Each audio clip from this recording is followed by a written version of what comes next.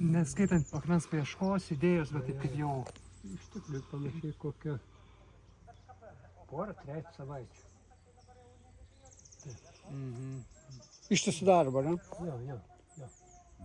Prie, va ten tos juslės, prie kur prieisim prie skonių, ten jau ilgiau dirbo, panašiai apie porą mėnesių. Dar priklausomai, koks tas akmuo buvo. Prie šito irgi nelabai dirbo, gal kokį... Gal porą mėnesių. Čia yra uoslės juslė, galbūt su tokiu, tam reikia iš įvairių padėčių, kaip buvo. Tai yra nosies, dažnai naudoja tos kūno elementus, skylė, jinai guli. Bet kaip ir matot, kad tos neskonio čia yra, ne? Kaip? Skonis, ne čia yra. Ne, čia... Čia yra uoslės. Uoslė.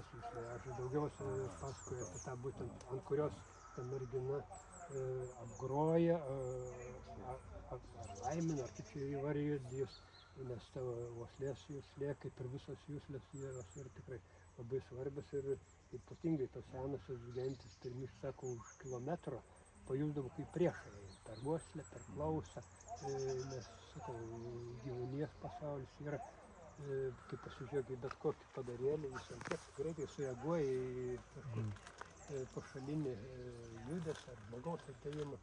Mes labai mažai tą matom, nes jie stepasi, po gero mes per daug abėsime būtybę.